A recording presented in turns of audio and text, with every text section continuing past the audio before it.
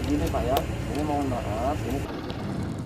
Perpanjangan penyekatan di pos exit tol Keramasan Palembang menuju ke Lampung dan Pulau Jawa dilakukan tim gabungan Polres Ogan Ilir.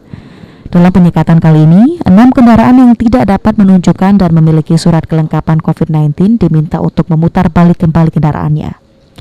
Petugas penyekatan exit tol Keramasan Ibda Zulkarnain Avianata mengatakan dari 145 kendaraan yang dilakukan penyekatan di tol Keramasan dengan tujuan Lampung dan Pulau Jawa, terdiri dari 54 kendaraan barang, 80 kendaraan penumpang, dan 11 kendaraan bus dengan tujuan Lampung dan Pulau Jawa.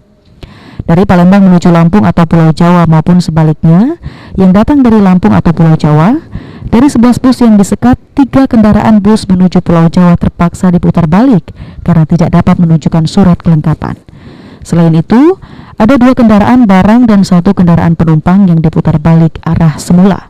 Kita memeriksa 145 kendaraan dan yang kita putar balikan ada 6 kendaraan, 2 kendaraan barang, 3 kendaraan bis yang melintas tidak dilengkapi dengan dokumen vaksin maupun swab, dan 1 kendaraan penumpang roda 4 yang akan ke Pulau Jawa.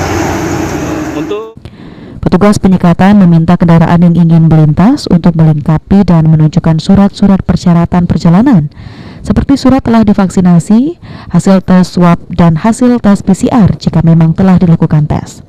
Bagi pengendara yang tidak dapat menunjukkan persyaratan, surat tidak dapat melanjutkan perjalanan ke Lampung maupun Pulau Jawa. Ahmad Romawi, PAL TV.